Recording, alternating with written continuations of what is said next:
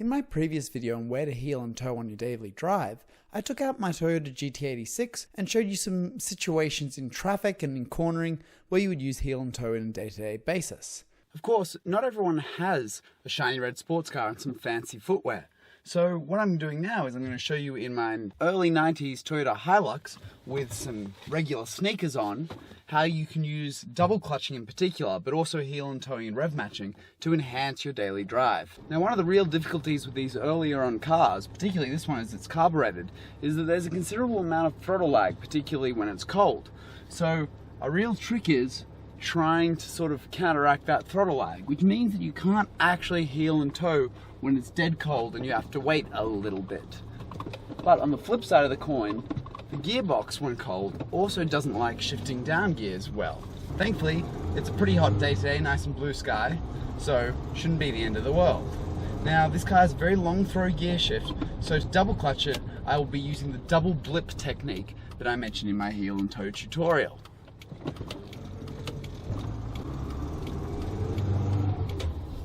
This is because my hand is going to be much slower than my feet on this car because the throttle response is actually pretty good once everything's up to temp, but the shift is long and very slow.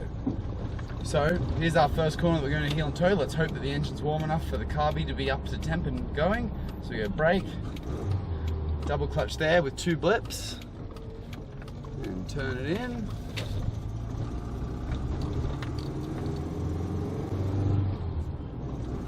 And our next corner, bring it down, double clutch, 2 blips. Need to go down to first, so double clutch it again, 2 blips, and take off. So you can see just then how seamless the transition to first was, and it means that I didn't have to wait for a long time while stationary. Speed bump, double clutch to second, and then you could see me slowly letting off the clutch at the end. And like I was saying, on road we'll generally let it off slower because we're not trying to set lap times.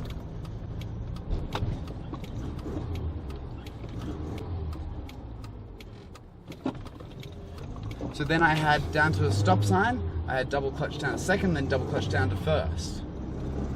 And with this car, you can heel and toe it, but the problem is the synchros in it are so worn that it will end up being really slow to engage gear. And it's actually faster for you to double clutch it in than it is for you to wait for the synchros to bring up speed. You can smash the gear in, but that's not going to be good for the gearbox, and you can in fact feel that it's not great. And this is a real thing with older cars that have worn synchros. So the double clutch technique is very handy for that. Now I've got a hill coming up, so I'm going to rev match to downshift, and what I'm going to do with that is I'm going to actually double clutch it down because I don't have a regular rev matching ability with the synchros, and you can see then it was still quick and seamless even with the double clutch, and now I've got enough torque to pull me up the hill because this car simply would not go up this hill in fourth. Okay, and then as we come up to a corner here, I'll have to get down a gear, so we'll go for double clutch heel and toe, brings it down nicely to second, can accelerate out to third cleanly from the corner. And it's all about ensuring that you're in the optimum gear. And obviously when you're in the racetrack that's important, but on the road it is also important.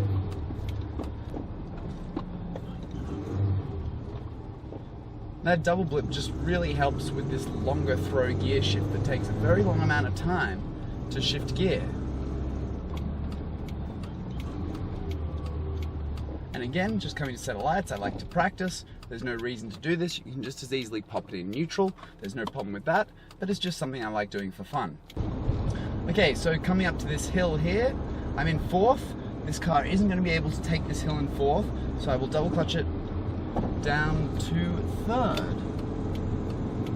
And you can see this is just the same as any rev match would be, but the thing is that because the synchros aren't great in this car, I give it that nice little double clutch just to make it slide easily from gear to gear. And if you do it right, you should be able to feel the gear will move, like the shift will have almost no resistance on it. It will just go straight in. Whereas if you don't do it, you'll feel that slight resistance from the synchronizers trying to bring the shafts up to the correct speed.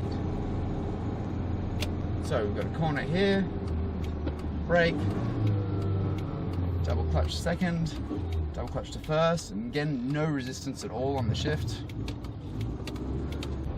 Okay, down to speed bump, second, no resistance on the shift, nice and quick, nice and smooth.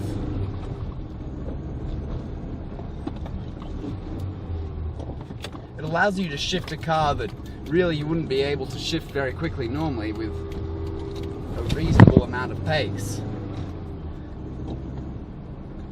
Coming down to here, it's going to be a rolling stop in first, so I bring it to second, double clutch into first. Like I say, for this car, it doesn't make a huge amount of difference compared to the 86, where I would only double clutch bringing it into first, or if it was cold and I was trying to shift it to second. And this speed bump in this car I can take flat because it's got a lot more suspension in it than the 86, but then this corner I will need to bring it down to second. And you can see there's just a complete smoothness, the revs don't jump around. The revs that you end up with are exactly what you're expecting to try and get, and that just really makes sure that everything in the car is behaving smoothly. There's no weird weight transfers, there's minimal clutch wear, your synchros will get minimal wear with the double clutch. Pretty much the only thing that gets worn with this sort of technique is the throwout bearing, but throwout bearings are very cheap to replace if you know how to remove your gearbox, and they generally last quite a long time. So I don't really consider throwout bearing wear an issue, but clutches are more expensive, synchros are annoying because you've got to open up your gearbox. Much easier to just wear that throwout bearing a little bit.